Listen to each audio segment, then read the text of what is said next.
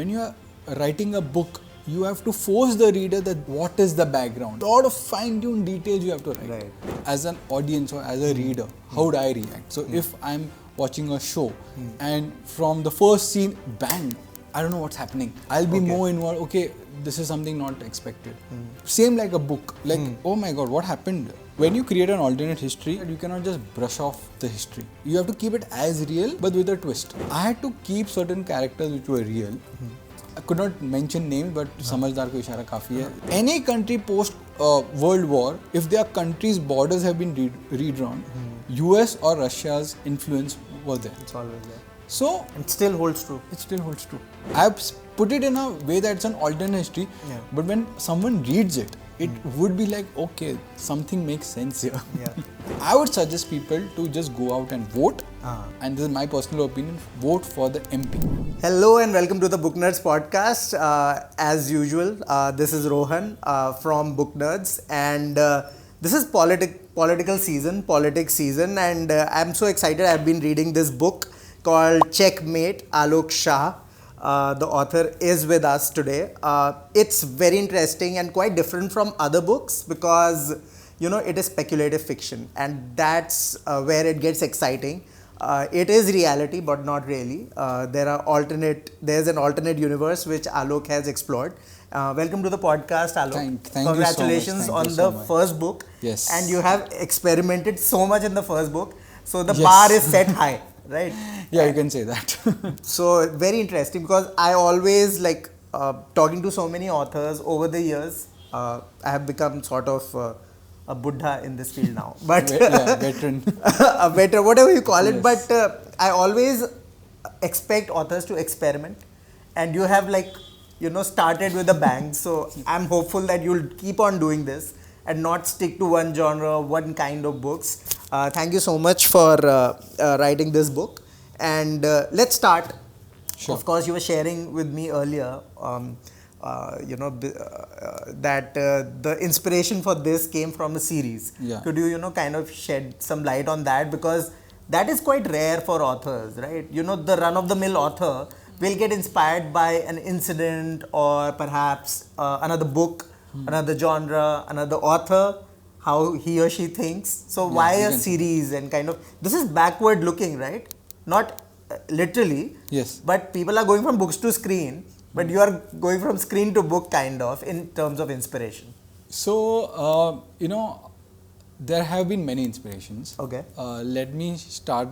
Actually, I wrote it as a screenplay first. Oh, wow. So, it was during the lockdown, Okay. where, obviously I'm from the corporate background, and, Right. during the lockdown, we all had some time to, pursue our hobby. And chill. And chill. And I have been in the media entertainment sector for 10 years. Okay. I have been exposed to international cinema. I was handling international media distribution for a conglomerate. Okay. So I've been exposed to European cinema, nice. South American cinema. Oh, that's an unfair advantage. Yes. So I had something in my mind, and I actually started writing as a script. Okay. And one of my inspiration was Man in the High Castle, which showed an alternate universe, like what if, where if you change certain variables in history and few things are still constant, what would be the universe like? Right. So it fascinated me, and I was like, Indian history has been quite interesting. Right. Let's start something with Indian history. And that's how I wrote the pilot and the Bible. So so for those who don't know, pilot is the first episode of a series, and the Bible is the synopsis of the entire show. Okay. So, and that was it. And because I'm not an experienced screenwriter, like no one took me seriously. I was like, okay, so you wrote something, it's your hobby. Right. That's it. And the draft was just lying on my laptop. Okay. And it took me around 6 months to write the screenplay. And then then I was like, why should I just waste this piece of information? Let me start writing a book. I never thought that it will be a published book. I was like, let me start converting into a book. Right. Let me start writing like 100 words a day. Right. देखते हैं क्या होता है. I mean, I'll just start. But isn't that beautiful? Because when you put too much pressure on yourself that कि इसको तो publish ही होना है, and I know a lot of authors who are always thinking about publishing. Yes. But then the organic nature of writing, you know, it's affected because you are pressurized. Oh my God, I am so close to the deadline, and I need to. My editor is on my head, and all of that. That didn't happen to you. So that's a good thing. You know, because I didn't even have a publisher, to be frank. So that's amazing because there is no pressure whatsoever. Yeah. You can just write whatever you want to. So the funny part is that, see, when you are writing a screenplay of a show, and when you are writing a book, two are chalk and cheese. Because when you are writing a screenplay, the final product the audience can see and visualize it. While you are writing a book, the viewer or the reader has to imagine it. Right. He doesn't have the benefit of graphics. I know. So it, like, how easy or how smooth my screenplay was, it was as difficult to convert into a book. Wow. So if it took me around 6 months for the Bible and the pilot, it took me 2.5 years to convert into a book. This is new to me because like I said, books to screen, of course, is a phenomenon, and I delved into this deeply last year with a couple of amazing people, Siddharth Jain, who does books to screen, and Mayank Shekhar. They were on a panel and I was talking to them. So they were like, it's a tough gig doing that, but the opposite. So can you kind of break down how the process is different, because not many people do both things. So basically, when you're writing a book, you have to be as detailed as possible because the reader doesn't have any background. Right. When you're watching an OTT show, he can see, okay, this scene is getting over, this scene is, like, there are contextual representation around. When you are writing a book, you have to force the reader that, okay, the sun is setting, there is winter, there is autumn, what is the background? That description is a lot of fine-tuned details you have to write. Right. And trust me, that is the hard part. Like, okay, when you're writing a script, you write details and you don't have to be like a master in literature, because it's at the end of the day like normal dialogues. Here you have to explain the setting, the background description, the day, the time, the evening, the mental, what's going on with that person right now. What is he thinking? That's so hard, right? Yeah, very hard. That's so hard. I mean, you can show when actors are acting, they can show the emotion. And of course, they have a backstory in their head, so it comes out, with the good actors at least. But, bad actors mein to kuch nahi aata hai. But with books, I mean, I think so that's true for even authors. I mean, authors who can bring out the setting better are just better authors. And in an entertaining, a very sort of abstract way. Otherwise, it becomes boring, right? I mean, I agree. If you will just tell me like, okay, the sun is shining, and it's the trope which is a favorite of many editors is like show, don't tell, and so those things. Very interesting. Okay, let's talk about the book. Yes. Because I will ask you more about the pilot you wrote later, perhaps. But the book is more important right now. Checkmate, Chronicles of New Bharat. So you chose Bharat also, which kind of gives it another dimension of alternative, sort of speculative fiction, right? Yes. Because Bharat has not been Bharat. It has always been India till now, at least. And that's a very contentious issue in itself. I think, we are giving too much of importance to the name. I think so we can use India, Bharat, Hindustan interchangeably. Right. The constitution, I have from the legal background, I have done law. So, I mean, India, Bharat, it's the same, both are mentioned in the constitution. I mean, news channels, उनका तो काम है मतलब बड़ा चढ़ा के. They're using it in a different way. Connotation. I can call it Bharat, I can call it India. I know. It's very simple. So you will not believe. So during Doordarshan days, or where there was a news channel and there was a India-Pakistan match. So the English commentator would say India versus Pakistan. Absolutely. And the Hindi commentator would say Bharat or Pakistan. So it was very smoothly used. We never thought about it. Actually, we never thought about it. It's natural. It's very smoothly used. Perhaps the connotation, and this is a podcast in itself, and we can delve into it and why this is happening or whatever this is happening. Okay. the start of the book itself is like you are in the midst of it was almost like a very a good show because you have written it like Yes, that absolutely. in a previous life, and now it makes sense to me because I know that it was a pilot. I didn't know. Or a series before, a planned series. So Cyrus is in the middle of everything all of a sudden, and to give it context, guys, what happens is that after the time when we get independence, the protagonist Cyrus, engineer, is thrown into the thick of things and made prime minister all of a sudden. This is the main event that happens, and everything kind of unfolds after that. So with Cyrus coming in,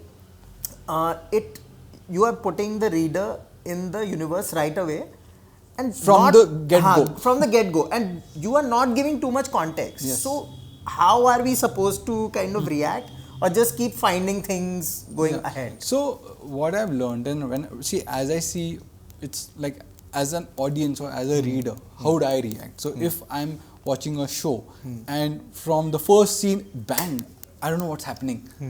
I'll be more involved. I'll be more involved. Okay, this is something not expected. Same like a book. Like, oh my God, what happened? Okay, I let me see if something else is there as I turn pages. So that is something I wanted to put, and that was also because usually the storytelling is linear, but here I had to put a lot of things upar niche because I wanted that element of surprise, that element of shock. Because see, people know our history. I know, People, and this is not like 200 years back, 300 years, it's like 75 years back. So I wanted to start with something which they were like, okay, we were not expecting this. Right. Create intrigue and Exactly. I think I saw this in a show also. What show is that? It was a Spanish show or something where all of a sudden there's a riot. And everybody, the camera is going here and there are like thousands of people in the riot, and they are showing in one take. I forget the name. I'll put it in the comments perhaps.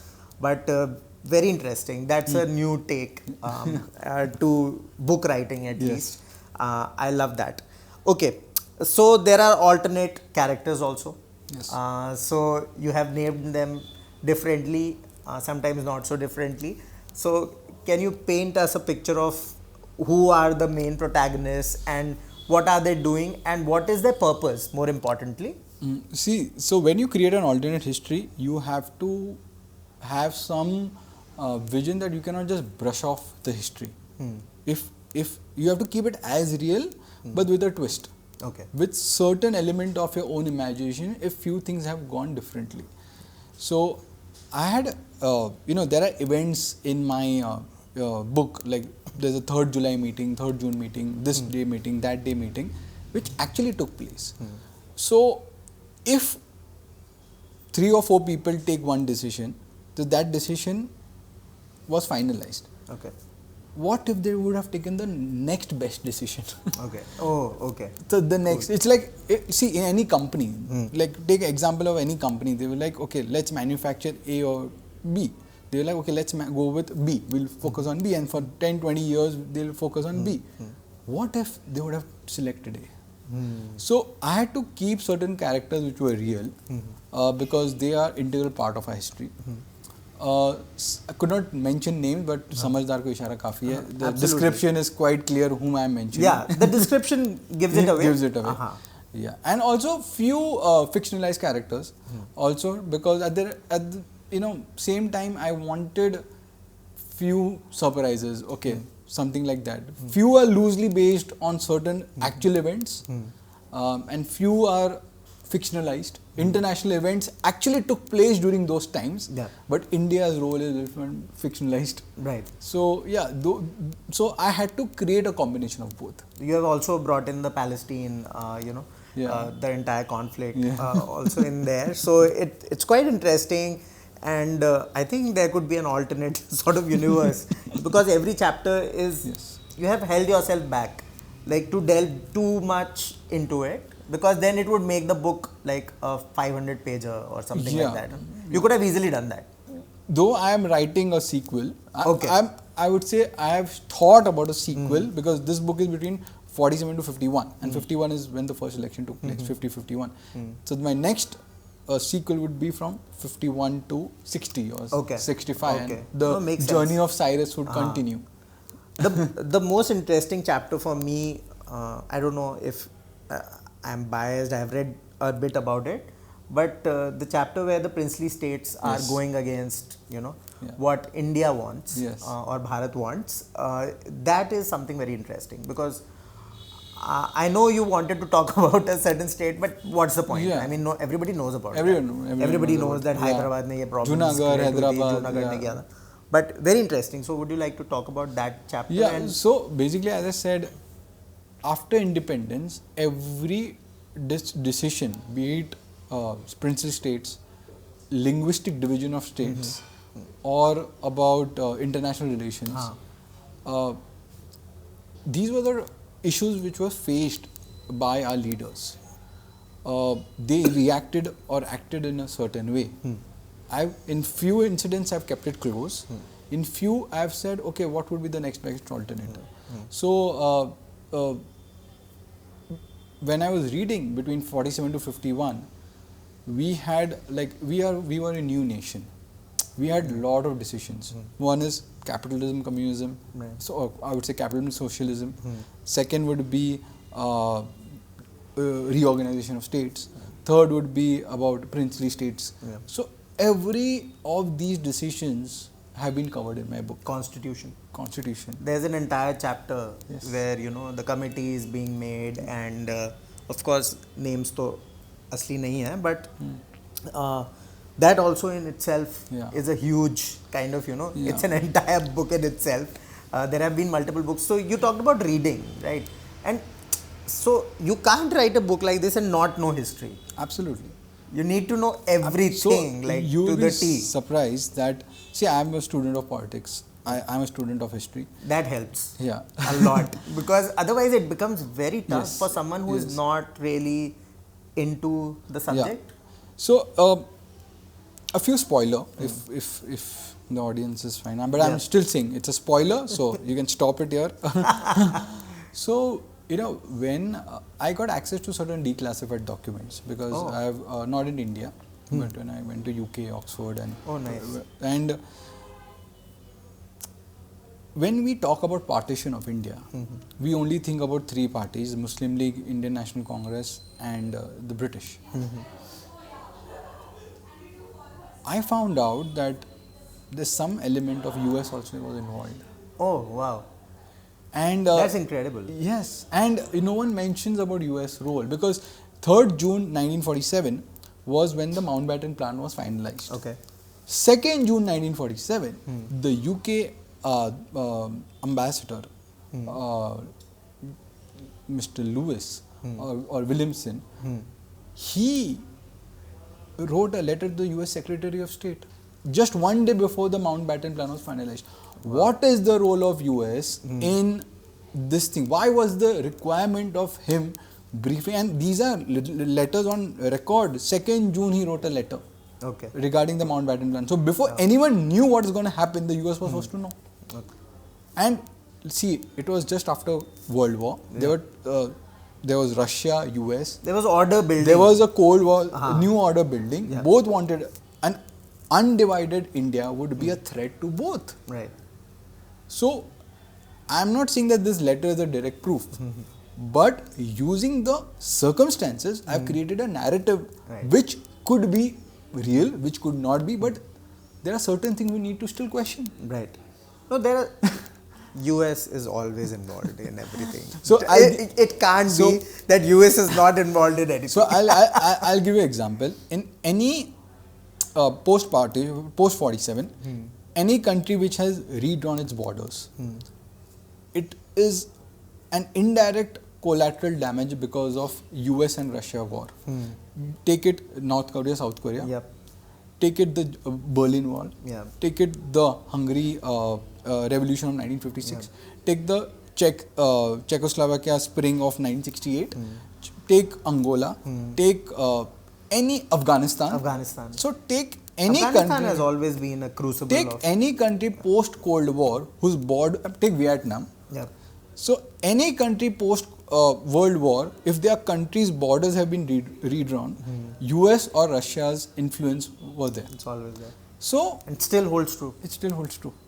But no one. So for me, it was very fascinating. Is India, which was India and Pakistan together, are being partitioned, and one of the most powerful country had no role. Maybe they didn't have a role, but for me, let's dig deeper. Yeah, no, that's interesting, and I think so. That's the liberty, and exploration is always important. And you went through certain documents which may or may not be accessible to many people, and drawing inference from it. I think so. It's very interesting. I've just drawn an inference. And let the readers decide. Absolutely, you can dig deep and get to know what happened or whatever.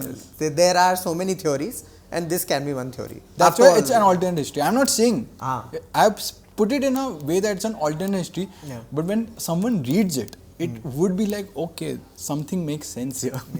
There's an entire show coming up on, I think so, Apple TV about how, it's speculated that the US never landed on the moon. And they shot the entire thing. So they made a show out of it. So they are not saying that this is the truth. And it's America.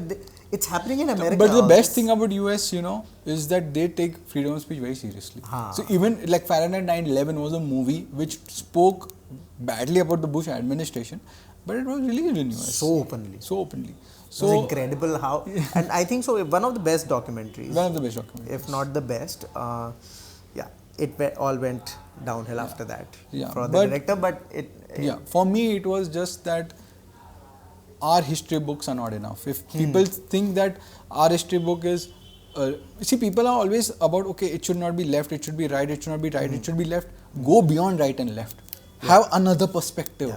Have a perspective of world order. And then you'll find a new, completely new direction.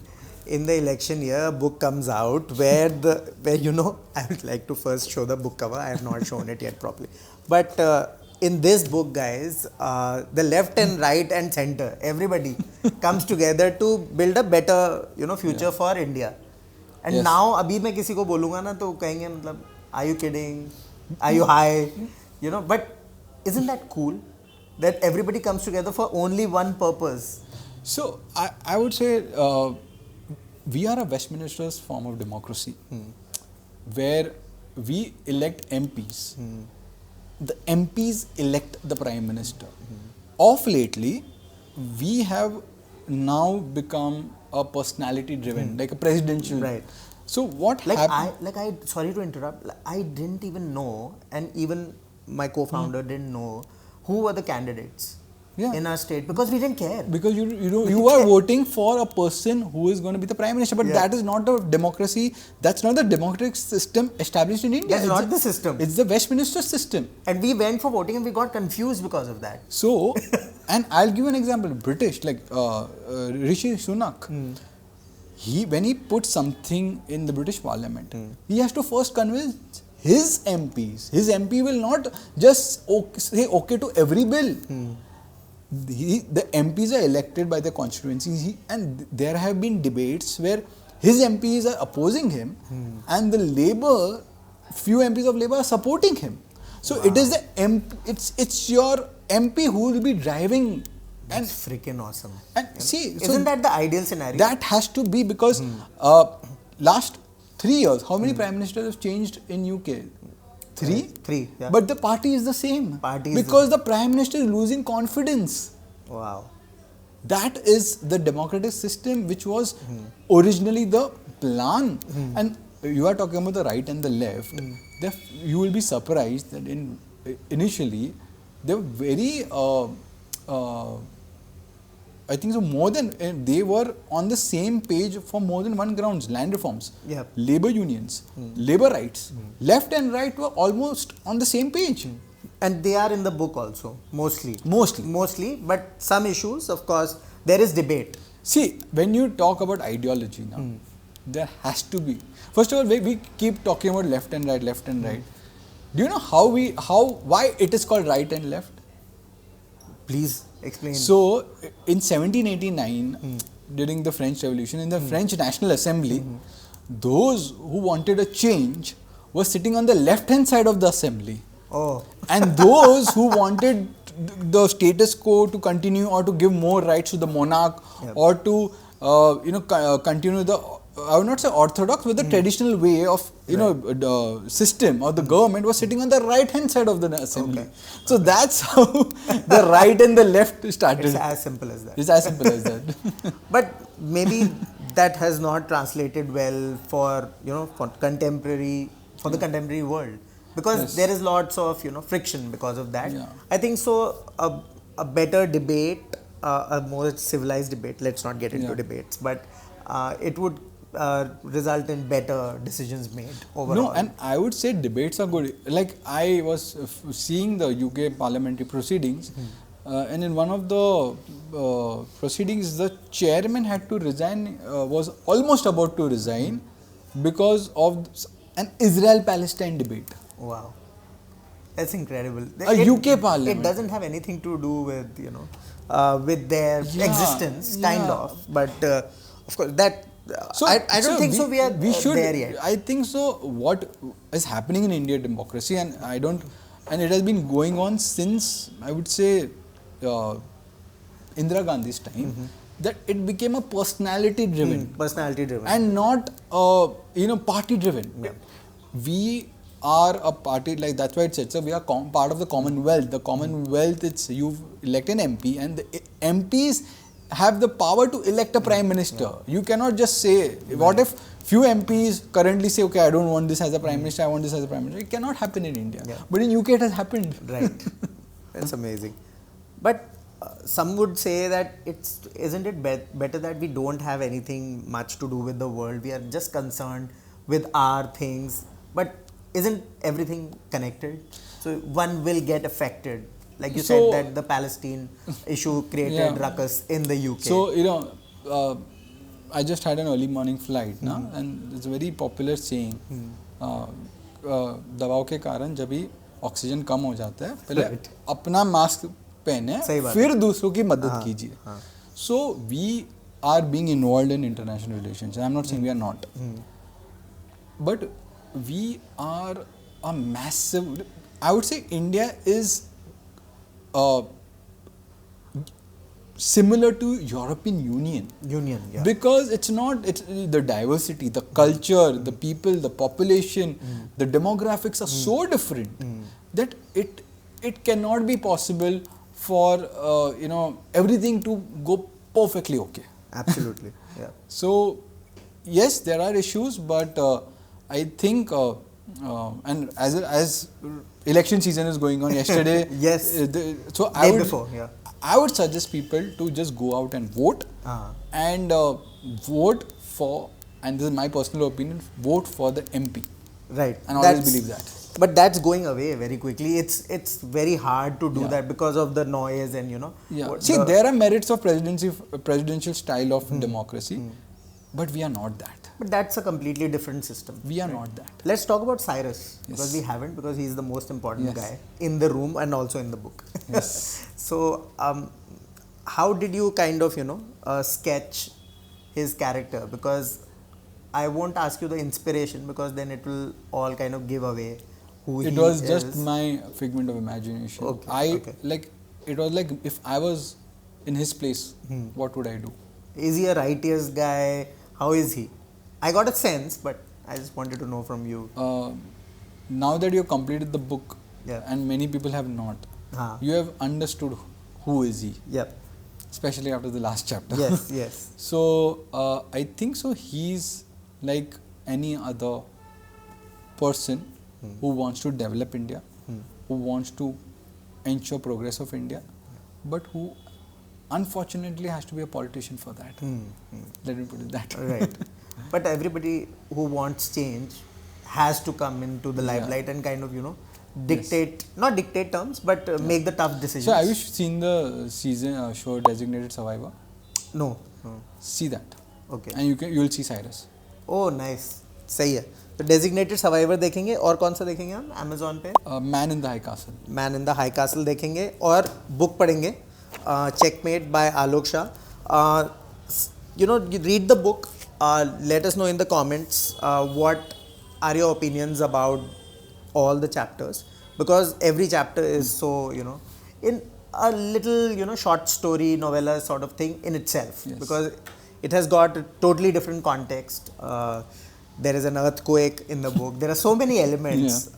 There are princely states, which is very interesting because the mindset of the princely states and the kings and queens is completely different. They had to make a shift. Yes. That's so interesting. The constitution is coming in. There's so much happening. Yeah. And so read the book. Let Alok know online Yeah, and please, on definitely. Amazon कि कैसी लगी, अच्छी लगी, बुरी लगी, जो भी लगी बताना है, ताकि the author gets better in the second one if there is any shortcoming. That's very important for debut authors. और ये ना मिले तो Booknerds को बता देना on YouTube.